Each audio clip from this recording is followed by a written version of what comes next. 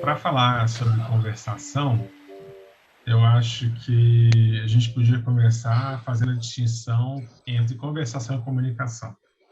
Primeira questão é que para haver conversação é necessário que haja comunicação. Então, são dois conceitos interligados, né? Mas a qualidade da conversação não depende necessariamente da qualidade da comunicação. E eu acho que é importante a gente pegar a comunicação a partir da teoria da comunicação, que foi descrita por Claude Shannon. Eu acho que ela dá a base, inclusive, para várias tecnologias que a gente tem hoje, né, de comunicação. E nessa teoria, a comunicação é representada pela transferência de informação entre duas entidades. E o modelo matemático que desenvolvido por Shannon coloca que o problema fundamental da comunicação é de reproduzir em um ponto exatamente ou aproximadamente uma mensagem selecionada de outro ponto. E é legal que o Shannon, ele é muito explícito sobre isso, que a mensagem é irrelevante para o problema de engenharia posto por ele. Eu acho que um exemplo bom, que eu não sei se é o Pasque que dá no livro, é a diferença entre ler um livro e entender um livro. Se você tem um livro e você vai lá e recita as palavras que tem lá escrito, você simplesmente decodifica os sons, fonemas, você vai lá e recita ele, igual o Google Tradutor faz. Você não necessariamente entendeu nada, nem teve nenhum significado aquilo para você. Você conseguiu repetir exatamente a mensagem que a pessoa escreveu lá em outro lugar. Para eu entender, eu preciso ter uma conversação. Como que ele explica isso? Ele fala, eu vou ter uma conversação interna. E a diferença da comunicação para a conversação é que a comunicação não tem nada a ver com acordo, ou com aceitar ou não. Não tem a ver com pergunta e resposta. A comunicação, ela é só a transmissão. E a conversação depende desse acordo. Então, eu vou estabelecer uma conversação interna, onde eu vou aceitar correlações ou não, ou eu vou negar, e eu vou começar a estabelecer ali qual que é o sentido que aquilo tem para mim, né, a partir da minha leitura. Isso pode tanto bater com a intenção de quem fez o livro, ou pode não bater. Na minha conversação, eu vou estabelecer o significado para mim, e se eu fizer uma conversação com o autor do livro, eu posso alinhar o meu entendimento daquilo que ele diz com o entendimento dele próprio. E entender que, na verdade, a informação, de fato, o significado, ele é criado pelo observador. Né? O que você está falando, você pode mandar um livro né, para a pessoa e assim, a compreensão, dependendo da bagagem que ela tem, isso é totalmente diferente. Né? E não necessariamente errada. Né? Eu acho legal a gente conectar isso com uma visão construtivista, né? Que coloca que conhecimento não pode ser transmitido. Muitas vezes a gente acha isso, né? Você manda, o professor está aqui, ele fala alguma coisa, né? É o emissor, o aluno recebeu e falou assim, passei a informação, fiz a minha parte. O von Glaserfeld, que eu acho que é uma referência muito boa em termos de construtivismo, ele é um grande estudioso do Piaget, inclusive ele define o termo de construtivismo radical, né? Questionando muitas visões construtivistas que tem por aí. E ele coloca, né, a teoria do conhecimento em que o conhecimento não reflete uma realidade ontológica objetiva, né, mas exclusivamente uma ordenação e organização de um mundo construído por nossa experiência. Essa questão da nossa experiência, o que o nosso aparato sensorial constrói é muito importante, né? E eu acho legal que o Glaserfeld coloca que, sim, a nossa tecnologia, por exemplo, tecnologia do livro, ou a própria tecnologia da linguagem, ela cria essa ilusão, né, que as ideias, conceitos, até pedaços inteiros de conhecimento podem ser jogados, né, transportados de um emissor para um receptor. Né? E eu acho que assim, o que a gente tem que entender é que cada um abstrai significados, conceitos e conhecimentos da nossa própria vivência. No Limits of Togetherness, o Pasque fala muito sobre os perigos da comunicação não conversacional. A gente tem a comunicação, que é essa transmissão. Nela, a gente pode fazer muita coisa. A gente pode conversar a partir da transmissão. Eu transmito, você transmite de volta. A gente vai checando ideias em comum, igual a gente está fazendo agora, tentando alinhar o nosso entendimento sobre conversação. Eu falo que eu entendo, você fala que você entende, eu discordo, concordo, eu posso aceitar ou não, e assim a gente vai construindo junto uma ideia conjunta, né? E aí a comunicação não conversacional não dá essa possibilidade, ela é só a transmissão. Então, quanto mais a gente tem plataformas de comunicação que não permitem conversação, e eu acho que é um pouco a lógica que acontece nas redes sociais, né? Elas não são voltadas para discussão, elas são voltadas para você postar, postar, postar. E aí, como a gente não discute essas coisas, ele fala que isso vai trazendo um problema sério de convivência, por causa de um aparente compartilhamento de conceitos que, na verdade, são jargões. Então, você imagina que eu recebo um monte de coisas sobre, sei lá, comunismo, você recebe outras coisas sobre o comunismo. E aí, uma hora a gente encontra, e aí eu falo, eu gosto de comunismo. E você fala assim, como pode ele gostar daquilo, sabe? Porque o seu conceito é outro. Mas nunca ninguém conversou para poder alinhar os conceitos e descobrir, construir um conceito real, assim, de o que cada um acha que é comunismo, por exemplo. Essa ideia de conceito real é como se tivesse um conceito único. Na verdade, Não real, um conceito compartilhado, pelo menos. A gente não tem um é, conceito compartilhado, né? Acho que do é isso qual a aí. gente concorda, né? Eu acho que esse É. chegar nessa concordância, que talvez é importante na teoria da conversação, é porque a gente constrói conhecimento, né? E você tem uma construção Uhum, social de conhecimento, né? Justamente porque a gente vai chegando a níveis de concordância, né? Concordamos uhum, sobre isso, concordo, ok, então vamos construir em cima disso, né? Então, eu acho que uhum, essa ideia, assim, de como que a gente consegue ter, dentro de um tecido social, acordos, né, uhum, sobre, eu entendo, A entende isso, B entende aquilo, vamos alinhar o que a gente está entendendo, alinhamos, ok, então a gente pode partir para outra coisa. Mas esses conceitos sempre têm que ser realinhados, né? sim. Principalmente entre cada participante das conversações, né? Eu acho legal voltar no que você falou da conversação com uma execução conjunta, né?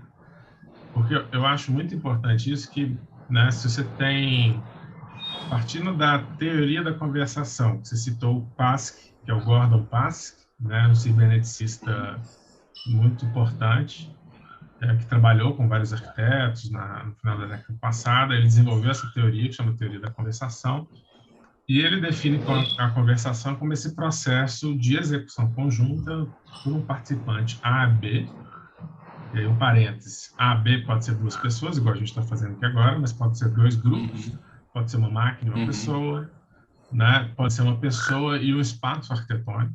Então, essa noção da conversação como uma forma de interação comum, eu acho muito rica, né, no passe. E que uhum, tem como resultado, esses participantes A e B tem como resultado um acordo que é distribuído ou compartilhado. Assim, é um conceito que é acordado e que é compartilhado. Não pode ser funcionalmente atribuído nem a nem a B. Então, o uhum, produto da conversação é sempre uma terceira coisa que a outra. Não é o que eu uhum, estou pensando, não é o que você está pensando. É sempre um uhum, terceiro lugar ali, que não é meu nem uhum. seu. Né? Isso eu acho muito rico. A gente vê que quando a gente Mas é engaja em sustentado por nós conversação, né? juntos, né? Então, tem esse Uhum, diagrama que eu acho que é muito útil, que é um diagrama feito pelo Glanville, que ele coloca, né, assim, esse emissor e receptor, né, e os canais de comunicação entre os dois. Né? Então, o emissor ele fala assim, árvore, e aí o receptor vai comparar com aquilo que ele já tem no background dele. Quais informações que eu já tenho sobre isso, né, árvore? Aí, imaginando uma pessoa que fala outra língua, ele pensa lá, tree, aí ele tem uma imagem do que seria essa árvore e fala uhum, para o outro, tree, tree. Aí o receptor fala assim, tree, aí compara com o que ele tem. E se os dois chegam, né, nesse acordo, eles vão falar, tree, árvore, chegamos num ponto de acordo. A partir daquilo eles podem uhum, falar, né, dog pissing on a tree ou, ou o que for. uhum. Então, assim, você começa a complexificar a conversação a partir disso, dos acordos que são estabelecidos. Mas eu acho legal que o desenho da árvore que tem cabeça de cada um é diferente, né? Isso é a Por mágica. mais que eles entenderam do que eles estão falando. É um conceito de árvore, aquela coisa, né, que sempre tem um certo tipo de formato, uma certa composição, que pode ser bem diferente. Mas, de qualquer maneira, dificilmente um vai pensar na mesma, né? Um vai pensar nas árvores que ele viu na vida dele, ou a mais recente, e o outro vai pensar em outra árvore, né? Mas é o suficiente, tem uma compatibilidade suficiente para eles conseguirem se entender, né? Agora, uma coisa louca que eu acho das mais interessantes da teoria da conversação é Uhum, que esses participantes A e B, igual eu falei, eles não precisam ser duas pessoas necessariamente, né? Eles uhum, podem ser, inclusive, a mesma pessoa, que é o que você falou antes, né? Conversações uhum, internas, né? O que é isso, conversação interna? Se a gente está falando dessa comparação, né? Como pode haver essa uhum, comparação dentro do próprio indivíduo, né? E, e há, de fato, né? Então, a gente pensa assim, para arquitetura. Você está lá pensando no seu projeto, né? Mas você está imaginando a uhum. planta, tentando imaginar como vai ser a articulação espacial. E aí você fala assim, agora já deixa eu desenhar isso aqui. Na hora que você desenha, tudo diferente. Uhum. Tudo, ou pelo menos uma parte. É igual às árvores. Então, na hora que você está pensando na árvore um. Na hora que você desenha a árvore 2. Olha, Sim. saiu diferente. Não é a mesma coisa. Uhum. Né? Então, a gente tem esses ciclos de conversação interna, né? O Pascal tem uma construção teórica sobre isso, que são os indivíduos psicológicos, os indivíduos maquínicos, como se tivesse múltiplos indivíduos dentro da gente, que explicaria, inclusive, várias desordens psicológicas. Eu acho que não vale a pena a gente entrar, mas eu acho Uhum. interessante a gente ver que a gente tem essa capacidade de conversação interna, né, Sim. que são mediadas a partir de outras ferramentas. Né? Então, a partir da nossa interação com o mundo, com ferramentas do mundo, a gente consegue criar ciclos internos de conversação. É assim, não é uma transmissão de uma ideia para o papel, né? É uma conversa com o papel, onde você vai, a partir da primeira linha, você já mudou de ideia de como vai ser a segunda, né? Porque a gente é esse, ou pelo menos a gente pode se entender assim, como esse ser cibernético, que está o tempo todo lendo as coisas novamente e reformulando nossas ações, né? A nossa cognição ela não acontece só intramental. Né? Então, Uhum. nossas ideias elas não são geradas só no processo mental, elas estão em conexão, em diálogo, em conversação com o mundo. Eu Sim. acho que essa ideia, essa construção teórica sobre a conversação, ela é muito útil também para a conversa entre arquitetos. Deixa claro que a gente tem que externalizar. As pessoas não vão entender assim, eu tenho uma ideia genial, está aqui, e a gente acha que as pessoas têm que tomar aquilo como verdade, né? E muitas vezes as pessoas têm construções diferentes do que a gente está falando. Como se eu sei que a pessoa não consegue acessar aquilo que eu estou colocando, né? Como que tem que ser essa conversa? Eu acho que já teve algumas É. experiências legais sobre isso, né? É, eu acho que é interessante a diferença entre você entender conversacionalmente a relação da construção do conhecimento, que ela é realmente radical ao ponto de não colocar nenhum conhecimento como mais verdadeiro que outro, né? E aí é diferente você... Eu lembro que, assim, quando a gente estava começando a fazer entrevistas com as pessoas, a gente foi um pouco treinado lá na faculdade para não se colocar tão fortemente diante das pessoas, para não colocar nossas vontades, para ouvir mais. Tá, tudo bem. Quando você faz esse esforço é muito bom, mas você ainda tá por dentro pensando assim: nossa, como que eu convenço essas pessoas que estão aqui de que a casa delas não pode ser mofada? Você tá lá, você tá respeitando as pessoas, você tá ouvindo elas bastante, mas dentro da sua cabeça você ainda tem uma fé de que a sua verdade é mais valiosa que a delas. E aí você vai começar a buscar maneiras de dar uma volta nisso, né, de resolver esse problema, assim, de como passar isso para elas sem ser autoritário. Mas no fundo, o âmago do seu entendimento da situação já é autoritário. Porque você coloca o seu entendimento da questão como melhor que o delas, né? Então, eu acho que quando partir para o construtivismo radical é realmente radical, sabe, nesse sentido. Porque você vai lá, você ataca bem na base essa diferença que a gente, como acadêmico, acaba construindo, eu acho. de que, por ser mais especializado numa área, às vezes achar que aquele conhecimento que você tem, por ser mais especializado, acaba sendo mais valioso ou mais importante. E aí, eu acho que é interessante, assim, porque aí a gente vive quebrando a cara, né, com isso. Então, eu acho que é legal tentar partir disso. E a conversação, eu acho que ela tem um papel específico numa tentativa de dar um futuro para o construtivismo radical. O que eu estou querendo dizer? Imagina que eu estou estabelecendo que não tem nenhuma verdade absoluta. A teoria da conversação ajuda a explicar como que o construtivismo radical não precisa ser relativista, né? Então, o que é o relativismo, né? Que eu não lembro quem que é, Matheus. Não sei se você lembra que fez essa defesa já. Ele fala assim, não, relativismo é quando você aponta as relatividades entre pontos para acabar com um diálogo científico e que não adianta discutir aquilo. E eu acho que a diferença do construtivismo radical é que ele parte da relatividade para começar o diálogo científico. Então, como que a gente consegue, partindo da relatividade e da compreensão da realidade, sabendo que as pessoas não estão interligadas por um cabo que passa informação e copia a informação de um HD para o outro, igual um computador, como que pode a gente se entender? Como pode, né? A gente se compreender e ter conceitos em comum. Sendo que a gente sabe que não existe uma transmissão direta, né? Como que isso acontece, então? Então, acho que o legal é isso, assim. Tanto não é um relativismo que muito conhecimento foi construído em cima disso. Não foi um ponto final. Não, é tudo relativo e agora começa a conversa. Eu acho que a teoria da conversação ela chega bem para fazer esse papel de mostrar como que o conhecimento pode ser construído em domínios independentes. E o Bernard Scott que fala isso.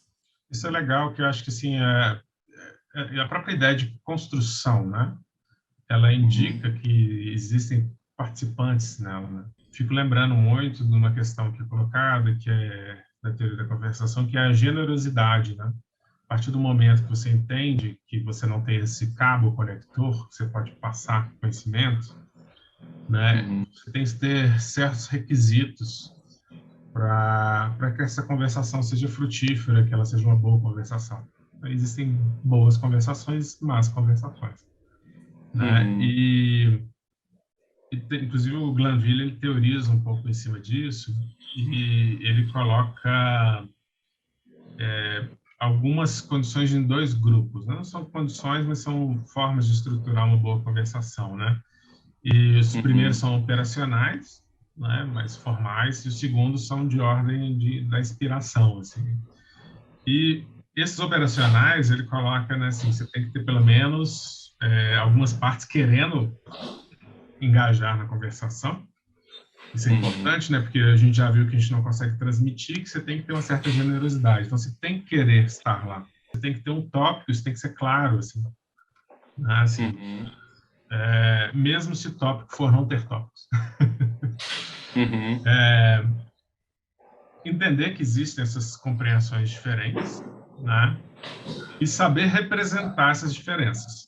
Eu acho que isso é importante, porque a partir do momento que a gente sabe que não existe esse cabo conector, esse duto de transmissão, a gente tem que saber representar isso. Isso pode acontecer na forma de linguagem, mas pode acontecer, né, na forma escrita, um livro, um desenho. Então, a gente tem que buscar essas ferramentas que a gente tem para representar essas diferentes compreensões. Sabendo que a gente tem um sistema cognitivo independente, a gente vai estar sempre atento a que, muito provavelmente, as nossas compreensões são muito diferentes sobre as coisas. Então, vou buscar investigar essas diferenças, né? Torná-las explícitas, isso é muito importante, porque é onde a gente vai construir uma compreensão, inclusive do outro, né? Eu acho que fazer um parêntese, eu acho legal quando você tem dois participantes igual a gente, está aqui. Na verdade, o Glaserfeld você tem 4 participantes, né? Tem eu, o que eu acho que você é, você, o que você acha que eu sou. Boa. A conversação é toda em cima disso, porque a forma, né, da gente se engajar nessa conversa, ela depende da minha visão sobre você. A gente se comporta diferente com pessoas diferentes, né? Sabe? Sim. Se eu uso um certo termo é porque eu acho que você conhece, né? Que eu acho que você vai entender. Eu acho que assim, isso entra no outro ponto que ele coloca, que é essa habilidade de monitorar e corrigir os erros. Para a gente ir toda hora mudando entre os níveis que coloca. A gente tem assim, a gente tem a conversação, mas a gente tem uma meta-conversação, né? Que é a nossa reflexão sobre a conversação. E a gente tem um substrato que muitas vezes ele vai mudando de tópico, igual a gente está fazendo aqui. Na verdade, a gente está mudando de vários níveis, né? Dessa conversação. E a habilidade de monitorar e corrigir é o que a gente está fazendo toda hora. Né? Isso é muito importante. E o último ponto operacional que ele coloca é essa maneira de você iniciar e terminar a conversação. Acho que talvez aí um pouco britânico, né? Assim, você já engaja numa conversação sabendo quando terminá-la. Eu fico um pouco mais interessado nas questões na ordem da inspiração que o Glanville coloca, que é mais nesse termo. Se a gente entende que a gente não acessa o outro, a gente tem que reconhecer as diferenças, a gente tem que ter respeito ao outro. Por exemplo, quando eu fiz essa integração entre um grupo de amigos. O objetivo das pessoas tanto faz o assunto, eles conversavam um assunto ou outro, tanto faz, eles só queriam se aproximar da outra pessoa. Parecia ser um nível muito emocional. Basicamente, assim, tanto faz o conteúdo, só quero estar ali ouvindo a voz, ou não sei, se aproximando de alguma maneira afetivamente da outra pessoa. O Mas, Pasco assim, mesmo bem coloca diferente. isso, né? Ele fala que o objetivo da conversação não é o tema, né? É a compreensão do outro. E eu acho que aí que está uma grande diferença entre a gente definir o que que é sujeito e o que que não é sujeito. O sujeito, ele é uma entidade onde a gente dá a qualidade de poder ser profundamente inexplicada, sabe? Fala assim, você eu não vou tratar como máquina.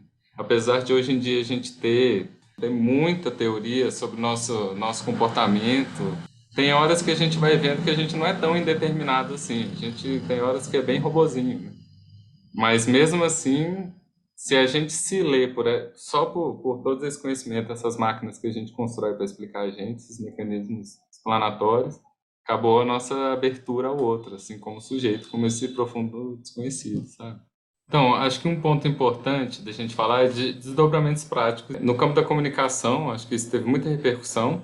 É interessante você ver que todo mundo que trabalha com comunicação, com educação, com psiquiatria, já tem essas concepções muito bem incorporadas nos campos de estudo, mas mesmo assim, a ideia geral, hoje em dia, ainda é muito realista, apesar do construtivismo, assim, frutos dele permearem todos esses campos.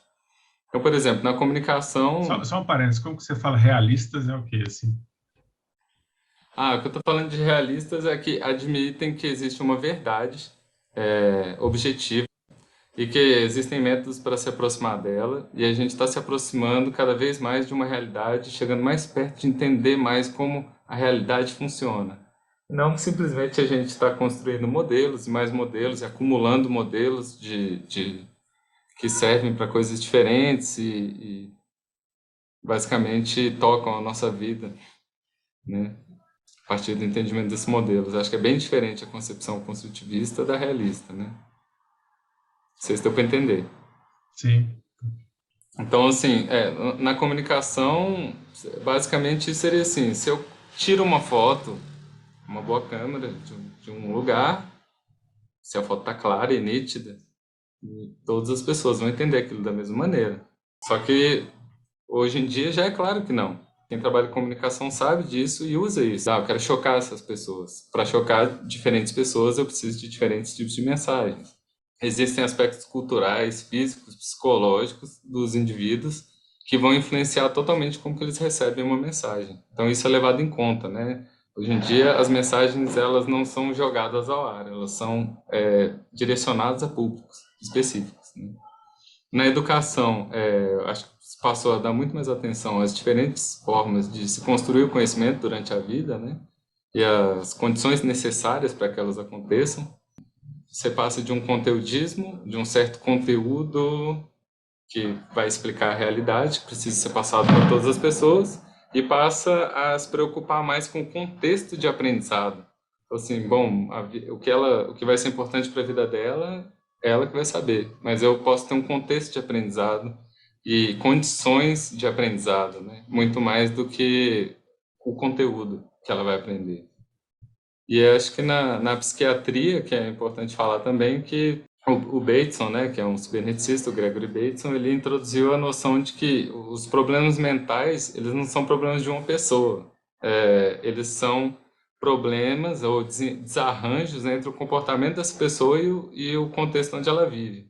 E aí, a partir da hora que o problema ele é relacional, né, entre essa pessoa e o contexto dele, a gente pode tratar o contexto também, né? Eu posso resolver isso de várias maneiras. Então, eu posso mudar esse contexto, dar uma maneira de resolver isso. Então, acho que tem esses impactos aí nesses campos e tem os impactos negativos que eu acho que a gente pode falar, que é os desdobramentos assim da comunicação não conversacional.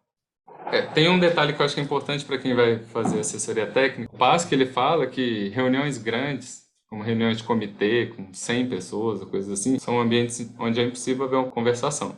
Algumas pessoas conversam e têm uma ideia, e elas propõem essa ideia numa reunião.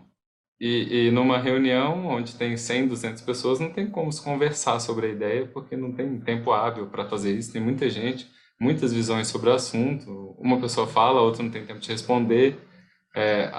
Até todo mundo falar, o assunto já mudou, enfim, não tem conversa, né? E aí, a partir desse momento, eu tenho a votação. Então, vai todo mundo votar por aprovar ou não aquilo. Eu falei, uma votação é um jeito de você criar uma verdade ali na hora, supra-humana. Não é decisão de ninguém, não tem um responsável, não tem uma pessoa que decidiu aquilo.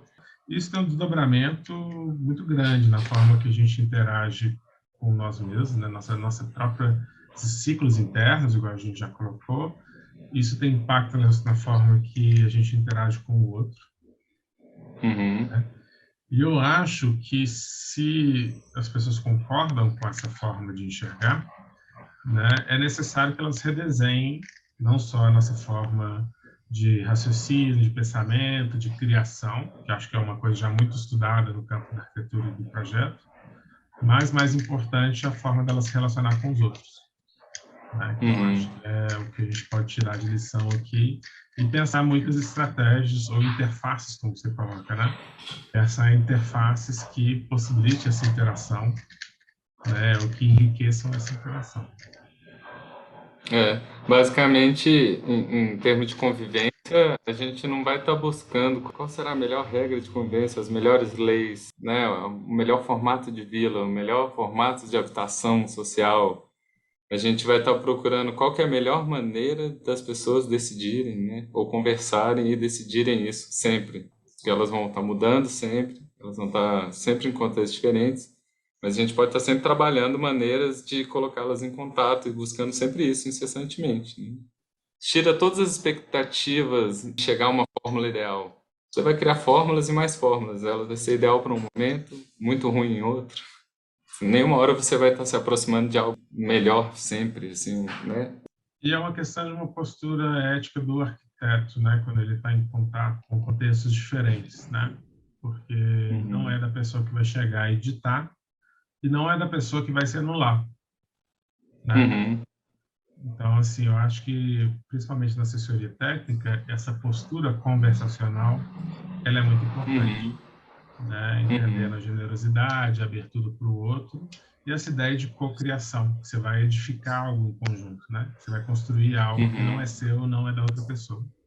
É diferente o Marcos chegar lá, é diferente o Matheus chegar lá, é diferente a Isabel chegar lá, né? Assim, a gente, todos nós temos nossas construções, nossa bagagem, e a partir da abertura você vai construir algo em comum. Tem uma coisa do Hans von Foster que eu acho que é legal para complementar, que é essa questão da dança, né? Ele fala que a conversação é uma dança. Você se coloca ali, a outra pessoa também, mas ninguém ali está mandando. E eu acho que o legal é a gente focar nisso, assim, quais são os pré-requisitos para essa dança acontecer.